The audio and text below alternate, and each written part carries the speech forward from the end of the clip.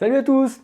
Alors je vous propose de vous retrouver dans cette vidéo pour continuer à parler de nombres complexes et compléter la série qu'on vous propose sur ce nouvel ensemble des nombres complexes, donc chapitre que les terminales maths experts ont abordé, mais que je conseille vivement aux terminales qui veulent aller faire des classes prépa, éco, scientifiques ou même des licences de maths ou tout supérieur où les maths auront un rôle important.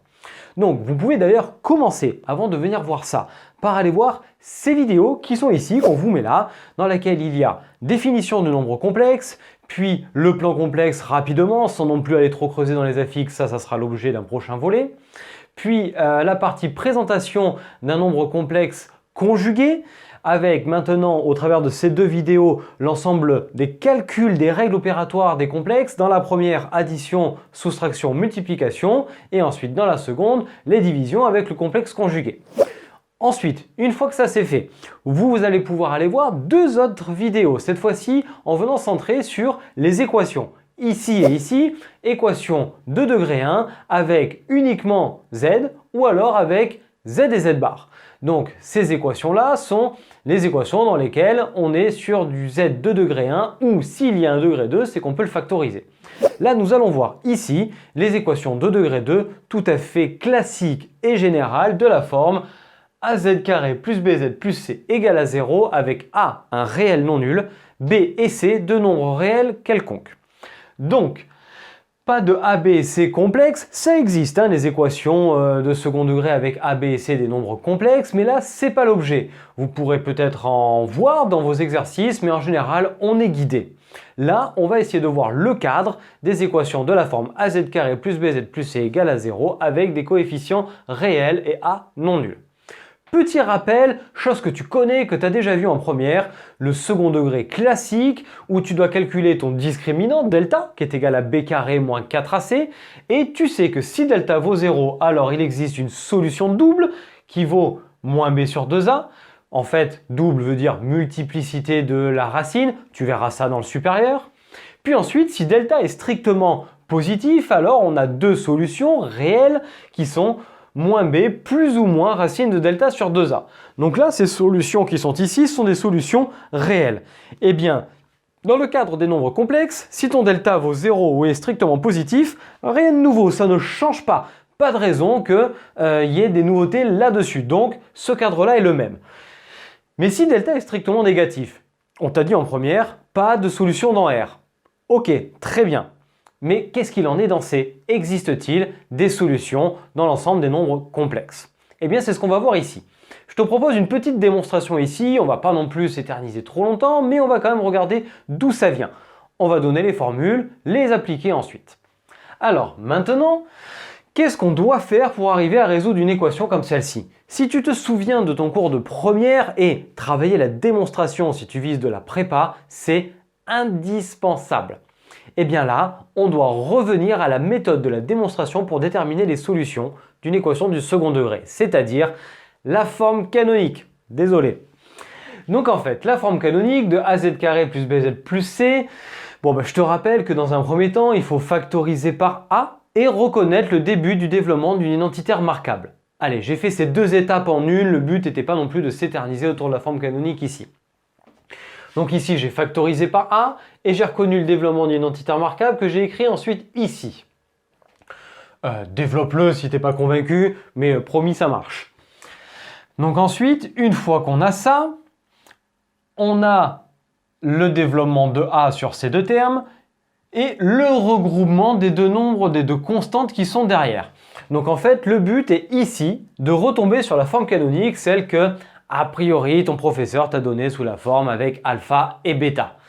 Bon, je ne suis pas un grand fan de ça, je préfère garder les formes générales puisque alpha, bêta, tu raisonnes pas, tu appliques bêtement des formules. Là, tu raisonnes. Et tu pourras aller voir des vidéos si la forme canonique te semble un petit peu fumeuse, eh bien des vidéos où on te la démontre. Donc là, en l'occurrence, on arrive sur la forme canonique ici de notre polynôme du second degré et je te rappelle que le discriminant b carré moins 4ac, il arrive dans la réduction au même dénominateur ici. Le moins qui reste devant fait qu'on factorise par moins, donc ce plus devient un moins et on fait apparaître b carré moins 4ac au numérateur. Donc on fait passer ça à droite et on a donc ici z plus b sur 2a au carré, je divise par a, delta sur 4a divisé par a, donc 4a carré. Bon, voilà, on arrive ici et c'est là-dessus, à partir de cette forme-là, qu'est né ce que tu as vu en première. Si delta est égal à 0, bon ben très bien, on se retrouve bien avec z est égal à moins b sur 2a. Puis si delta est strictement positif, on sait qu'un nombre carré x, par exemple, grand X carré est égal à un nombre a, et bien ça revient à grand X est égal à plus ou moins racine de a, ce qui donne naissance ensuite à ces deux solutions-là. Et maintenant, que se passe-t-il si delta est strictement négatif? Donc si delta est strictement négatif, il faut que j'arrive quand même à appliquer ma racine carrée à droite pour pouvoir ensuite isoler z. C'est un peu le seul moyen que j'ai pour arriver à dégager ce carré qui est ici. Donc réglons le problème de delta négatif en se disant, bon ben ok, si delta est négatif, c'est que moins delta est positif. Assez logique. Donc mon moins delta est strictement positif et maintenant je sais que je suis dans les complexes et que dans les complexes, j'ai un nouveau nombre qui me vérifie i carré égale moins 1. Eh bien là je viens de faire apparaître un carré, c'est plutôt pas mal puisque je vais pouvoir maintenant appliquer ma racine carrée et mettre mon racine de moins delta, puisque racine de delta posait problème, vu que delta était strictement négatif. Et avoir ça, ça va être rigoureusement équivalent à avoir ça. À gauche, j'ai toujours z plus b sur 2a au carré. Et à droite, ce que j'ai fait, c'est que j'ai fait apparaître ce terme-là comme le résultat d'un carré. Tu vois par exemple que 4a carré, eh bien, c'est bien 2a le tout au carré. Eh bien ici, pareil. Si je fais i carré, ça me fait moins 1. Et si je fais la racine carrée au carré, eh bien ça va me faire moins delta. Et moins 1 fois moins delta, ça me fait delta. Je retombe bien sur mes pattes. Donc j'ai écrit ça comme le résultat de quelque chose au carré. Et bien maintenant, j'ai un carré des deux côtés. Ça veut dire que ce qui est dans la parenthèse à gauche est égal à ce qui est dans la parenthèse à droite, ou ce qui est dans la parenthèse à gauche est égal à l'opposé de ce qui est dans la parenthèse à droite, ce qui est écrit ici. Ça me mène à z plus b sur 2a est égal à plus ou moins ce qui est ici. Bon, ben maintenant qu'on a ça, il n'y a plus qu'à isoler z en faisant passer le b sur 2a de l'autre côté qui va donner moins b sur 2a, d'où les solutions, puisque c'est déjà au même dénominateur. Si delta est strictement négatif, on a ces deux solutions-là qui sont des nombres complexes conjugués, en effet, puisque la partie imaginaire est opposée dans l'un et dans l'autre, et qui sont moins b moins i racine de moins delta sur 2a et moins b plus i racine de moins delta sur 2a. Tu peux remarquer que ça se ressemble quand même pas mal. Donc a priori, ça ne va pas te faire de nouvelles grosses formules à apprendre. Si tu veux un petit peu te challenger, allez, reviens travailler ta forme canonique et la démonstration ici. Et ensuite, on va regarder comment est-ce qu'on va appliquer maintenant cette partie-là de cours et ces nouvelles formules. Et donc voilà les deux équations que je te propose à résoudre. Donc tu te dis bien qu'on va trouver des solutions complexes conjuguées là-dedans, mais si tu es dans un exo sur les complexes et qu'à la fin tu arrives à trouver un delta positif ou nul, pas forcé que ce soit faux, hein. C'est pas parce qu'on est dans les complexes que les solutions sont toujours complexes. Ça peut être un imaginaire pur, comme un réel, comme un nombre complexe tout court. Bon, et bien on va regarder maintenant la première. On peut essayer de jeter un œil, mais on ne voit pas de solution évidente. Je te rappelle que si a plus b plus c fait 0, c'est que 1 est solution, et que a moins b plus c est égal à 0, c'est que moins 1 est solution. Bon, bah là, il n'y en a pas. Donc, le discriminant, la méthode classique. Donc, première équation, hop, delta est égal à b carré moins 4ac. Ce qui me donne 4 moins 20, donc moins 16. Allez, le delta est strictement négatif. Si ici il y avait marqué résoudre dans R, évidemment on marquerait pas de solution dans R.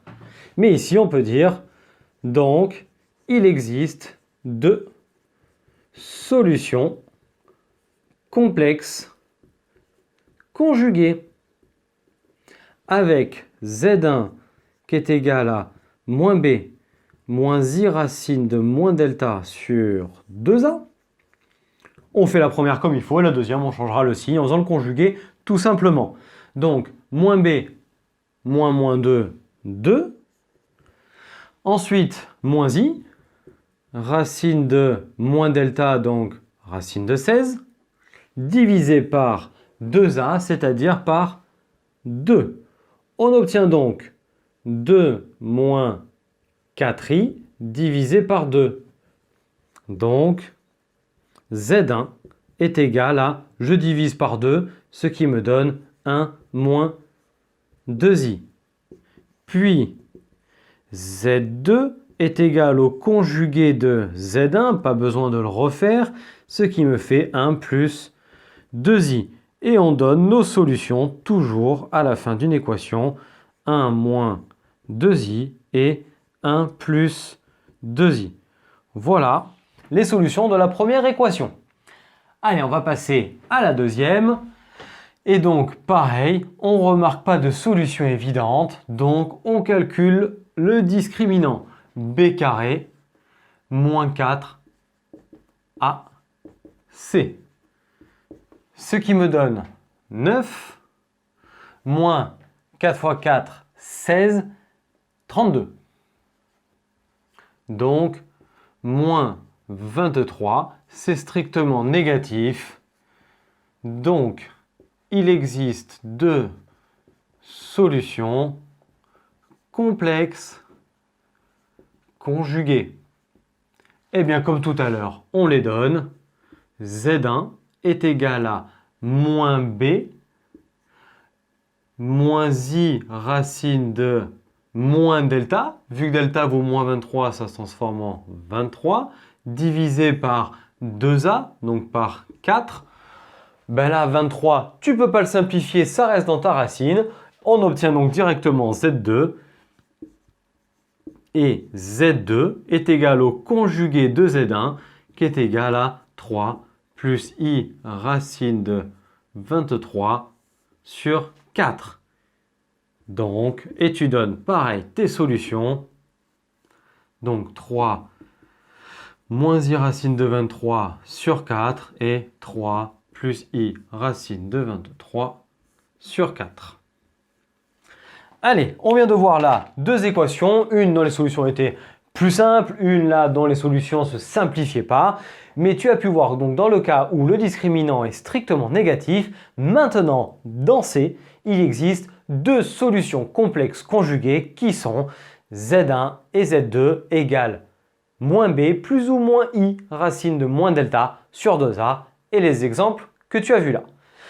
Eh bien écoute, j'espère que tu es arrivé à mieux comprendre maintenant les résolutions d'équations dans l'ensemble des nombres complexes, équations du second degré dans cette vidéo, et dans les autres qui, j'espère aussi, t'ont permis de mieux comprendre les équations de degré 1.